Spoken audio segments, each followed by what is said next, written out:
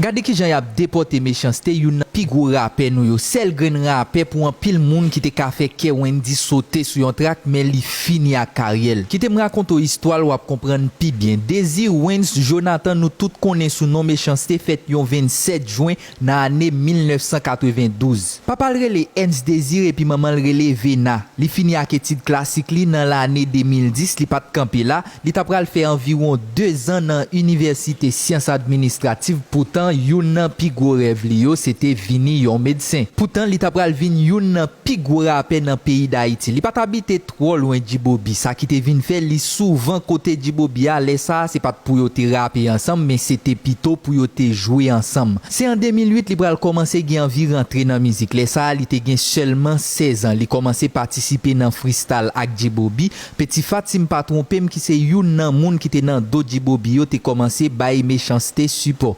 Petit Fat ak toute madame ni. À 16 ans, te petit toujours maman l pas d'accord rap pour lui mais li pas camper parce que en pile moun te getan wè nan li yon grand rap et ça te bal plus force pour le continuer et puis li vinn commencer gen l'amour pour artiste tout. Méchanceté commencer fait en pile moun connaît la kan pile belle musique rap tant kou kung fu et puis dis-moi comment fait yon musique Wendy te fait li même ni refait pour en pile moun li te fait bien et même pi bien que pas Wendy a. LOL LOL, yon musique qui sorti dans l'année 2017. Depuis les ça, en pile moun commencé d'accord méchanceté fort vrai. Li vinn commencer créer propre fanatique pal. En mars 2018, li pral chanter ak Baki et puis Wendy dans BMW. Musique ça pral fait plus moun connaît dans business là. Et bien c'est dans même année ça tout, méchanceté pral commencer maudit. Avril dans même année ça, li fouré micro dans des onti dame qui te vinn danser devant pendant la jouer un programme. Gros scandale fait. En pile moun pas d'accord action ça. C'est dans même époque ça y a maré grand monde pour Zokiki, sénatus te même fourré bouche dans bagay là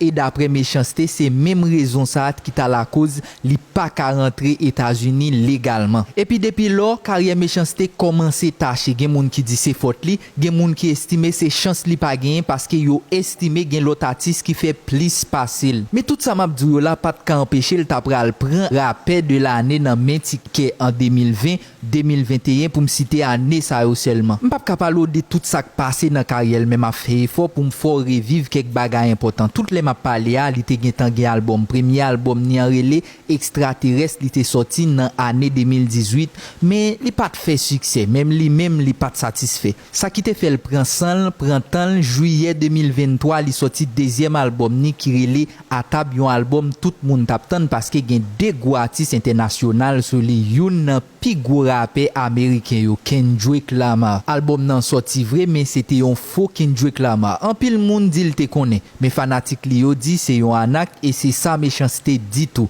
T'a semblé ça pas passer Jean yo te souhaité là. Méchanceté vinn sans ses victimes yon l'autre fois encore parce que yo descend tout album nan pour musique ça, yon l'autre fois encore méchanceté tourner dans problème ak États-Unis mais un problème qui t'a semblé pas fin trop grave. Nan moment m'a parlé à la nouvelle cap simaye méchanceté nan mais autorité américain yo arrêté parce qu'il t'a tenté rentrer États-Unis illégal. Pour un pile monde carrière méchanceté bâti sous base, li fourré micro dans des onti dame, li fait connait li gen sida, li utiliser AI pour mettre sur yon musique fait connait c'est Kendrick Lamar. Jodi a yo arrêté parce qu'il t'a tenté rentrer États-Unis illégal. Yon nan pi gros rappeur non pays, c'est comme ça histoire la pas cool tracé. Est-ce que nous croyons yo arrêter méchanceté vrai ou bien c'est on l'autre buzz? Pas oublier partager vidéo c'est pi bon moyen gain pour supporter non pas c'est Will Derjan c'est moi qui pi kon fait ça m'a fait à abonner pour pas rater yon pi belle vidéo malé.